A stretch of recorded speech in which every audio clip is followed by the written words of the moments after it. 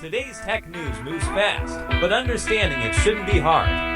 That's why Snarful Solutions Group brings you Connecting the Dots, where we break down what's happening in tech and why it matters to you. Now, let's dive in with your hosts. Welcome to Connecting the Dots, broadcasting live to you from Snarful Solutions Group right here in Sacramento, California. I'm Alex. And I'm Morgan. And we have got a seriously packed board of stories to get through this morning.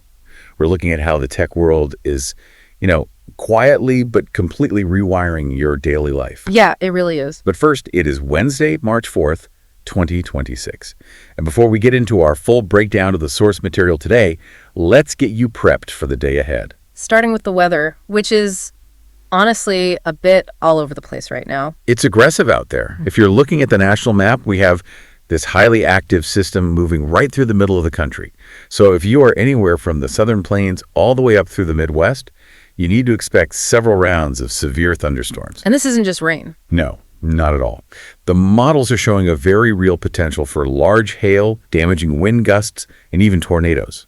And that is going to be rolling through today and continuing right on through Friday. So please keep your alerts turned on. Yeah, stay weather aware out there. It's a totally different story depending on where you are, though, because if you're down in the southeastern or central U.S., you are getting the complete opposite end of the spectrum. Bring out the shorts. Right. Get ready to shed some layers. Yeah. A massive warm-up is pushing through into next week, and we are likely going to see several daily record-high temperatures just completely shattered. Which sounds kind of nice, honestly. Yeah. But as for us locally here in Sacramento, we're sitting in a really comfortable pocket. It is becoming sunny as the morning goes on, and we are heading toward a very mild, beautiful high of 68 degrees. I will gladly take 68 and sunny every single day. Oh, absolutely. So to get your financial bearings this morning, let's take a really quick look at the markets. They are looking fairly optimistic today. Some solid green on the screen. Yep, the traditional indices are showing steady incremental growth. The Dow Jones closed at 48,705.71, so that's up 0.24%. Nice. And the S&P 500 closed at 6,844.88, seeing a little bump of 0.19%. But the real heat this morning is definitely over in the digital space. As usual lately. Right. Bitcoin is surging over 71,600. That is up nearly 5% just for the day. So plenty of green to kick off your Wednesday. And to make sure you actually have the energy to tackle that Wednesday, we do need to talk about our sponsor, Strong Coffee. Yes, we do. If you are someone who just routinely hits a wall at like 2:00 p.m. because your morning cup of joe completely betrayed you, this is the fix. It really is. Strong Coffee is this premium instant coffee that legitimately tastes like a high-quality traditional brew you'd get at a really high-end cafe.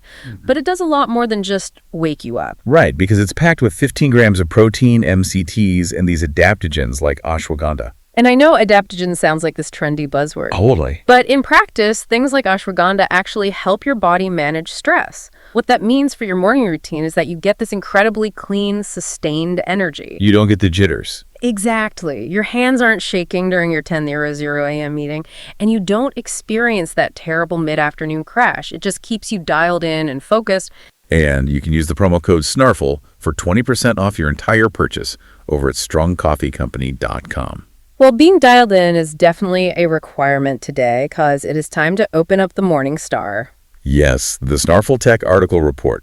We are breaking down the top 3 tech stories of the day. So let's just jump right into our first story. Let's do it. This one is essentially about Apple finally realizing that our wallets have a breaking point. Thank goodness. I know.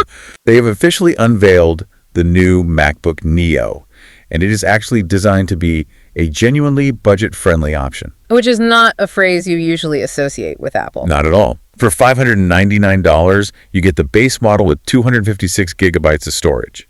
Now, that base model does not include Touch ID on the keyboard. Right. If you want the fingerprint reader and, double the storage in 512 gigs, you have to step up to the $699 tier. But under the hood, both of those models are running on the A18 Pro chip. Which is huge. It's a brilliant move on their part regarding supply chain efficiency, because that is the exact same silicon straight from the iPhone 16 Pro. And they're pairing it with 8 gigabytes of RAM. But what's really capturing everyone's attention is how Apple is packaging this to appeal to, a demographic that might be feeling totally priced out of the Mac ecosystem right now. Yeah, they didn't resort to a cheap plastic shell. You still get that sturdy aluminum case, and they are leaning heavily into nostalgia. Oh, the colors are amazing. 4 incredibly vibrant colors. They've got citrus, silver, indigo, and blush, and they even color match the keyboards to the aluminum chassis. Okay, but I do have to admit, stripping out the backlit keyboard feels like a personal attack. It's rough. I do have my work in the dark. Yeah. Are they really asking us to pay a massive premium just to see the space bar in a dimly lit room? Because to hit that $599 price point, they had to make some very calculated compromises. Yeah, they did. Besides the lack of backlighting, you give up the MagSafe charger. So you have to monopolize one of the 2 USB-C ports just to charge the thing. That's a classic Apple move right there. Yep. And the 13-inch display drops True Tone technology, which is what normally adjusts the screen's color temperature to match your room lighting, and it loses the P3 wide color gamut. But if you put yourself in the shoes of an average college student or, a parent buying a family computer, those compromises make sense. Do they? Well, think about it. If you're a professional graphic designer, losing that P3 color gamut means you lose those ultra deep, vibrant reds and greens. That's a deal breaker. Sure. But if you're just typing essays in Google Docs or watching Netflix in your dorm, you will never even notice it's gone. And when you look at the macroeconomic pressure on the tech industry right now, this laptop is a massive anomaly. Because laptops are getting drastically more expensive across the board. Exactly. And it's all because of the artificial intelligence boom. Right, because AI requires just an astronomical amount of memory to process data locally on your machine. We are currently sitting in the middle of a massive global RAM shortage. It's wild. HP recently disclosed that RAM now accounts for a staggering 1/3 of their entire PC manufacturing cost. That is double what it was last year. Double. So the era of the cheap throwaway laptop is effectively over. The standard MacBook Air M5 just saw a price hike and now starts at $1,099. And they actually killed off their psychologically tempting $999 model entirely. Which leaves this massive gap in the market. Apple internally describes the Neo as an incredible value designed to drive huge foot traffic into their physical stores. But there is a secondary, almost stealthy target audience here beyond just students and families on a budget. Oh, the Windows users. Yes. This is heavily targeting frustrated Windows users. Microsoft has been incredibly aggressive about integrating their AI assistant Copilot into every single corner of the Windows operating system. And a lot of consumers just hate it. They actively want to avoid it. They don't want an AI constantly reading their screen or chiming in while they work. It feels invasive. Right, so the MacBook Neo acts as this sleek, colorful, highly affordable lifeboat. It offers a traditional, reliable computing experience without the heavy, forced AI integration. It just does the basics incredibly well. And for $500 less than the premium models, I think a lot of people are going to gladly learn to type without a backlit keyboard. I might be one of them. So Apple, trying to keep consumers locked in their hardware ecosystem with a cheap alternative, actually mirrors the dynamic in our next story perfectly. It really does. But instead of tech hardware, we're looking at traditional banking institutions fighting tooth and nail to keep you locked into their financial ecosystem. The battle over the future of your digital wallet is escalating in Washington. It's getting intense. It is pulling in the White House, major crypto firms, and the old guard of Wall Street. And before we get into the details, we need to make something very clear. We are not taking a political stance here. No, absolutely not. We are not endorsing the crypto industry. And we are not endorsing the traditional banks. We are strictly reporting the facts and the statements made by the figures involved, just to help you understand the landscape of consumer finance. Exactly. We're just looking at the tug of war over who controls American innovation. Right. So the political maneuvering here is intense. According to reports confirmed over the last 24 hours, President Trump recently held a closed-door meeting with Coinbase CEO Brian Armstrong. And following that meeting, the president took to Truth Social to publicly blast traditional banks. He accused them of actively blocking major pro-crypto legislation from passing through Congress, specifically pointing to the Genius Act and the Clarity Act. His argument is that by stalling these bills, traditional banks are pushing financial innovation out of the United States and driving it toward competing nations. And the Clarity Act is currently stuck in a massive stalemate in the Senate. The entire fight really hinges on 2 words. Stablecoin yields. Yes. To understand why this is causing such a panic on Wall Street, you have to look at the mechanics. Crypto companies issue digital tokens called stablecoins, which are pegged exactly 1-to-1 with the US dollar. Right. So to ensure that token is actually worth $1, the company holds massive reserves in traditional safe assets. Primarily U.S. Treasury bills. And U.S. Treasury bills generate a significant amount of interest. Right now, the companies issuing the stablecoins keep that interest, but the crypto industry is lobbying for the legal right to pass that interest directly back to you, the consumer. Which is a game changer. Imagine holding a digital dollar in an app on your phone, and it automatically earns the 4 or 5% yield of a treasury bill, completely bypassing a traditional savings account. You can see why traditional banks are fighting this so aggressively. Their primary fear is a phenomenon known as deposit flight. Deposit flight, right. If a crypto wallet on your phone can offer you the direct interest yields of a U.S. Treasury bill just for holding digital cash, why would you ever keep your money in a traditional bank's savings account making a fraction of a percent? You wouldn't. Banks are terrified that everyday consumers will pull their emergency funds out of the legacy banking system and move everything into the crypto ecosystem. Now, the obvious question a consumer might ask is, well, why don't traditional banks just raise their own savings rates to compete? Because it cuts directly into their profit margin. Exactly. They've enjoyed a monopoly on holding consumer cash for decades. Brian Armstrong made a very pointed argument about this recently. He cited survey data showing that 87% of Americans feel the current financial system simply does not work for them. 87% is massive. It's huge. They view the system as too slow, overly expensive, and heavily exclusive. So Armstrong frames the authorization of stablecoin yields as a crucial modernization of financial services. He argues it benefits everyday consumers by giving them fair interest, it benefits crypto firms by increasing adoption, and it benefits the broader economy by keeping capital inside the U.S. Instead of watching it flee to unregulated offshore markets. Right.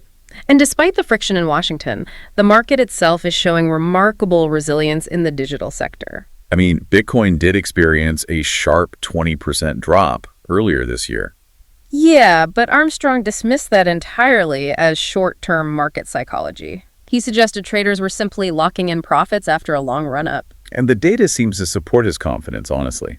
Retail users on platforms like Coinbase are consistently buying through the dips. And Coinbase itself is actively buying back its own stock, which is a classic corporate signal of long-term confidence. The resolution of this specific legislative fight over stablecoins is going to dictate exactly where your digital cash lives 5 years from now. It's a massive shift, but this tug of war over who controls our money is just one battle.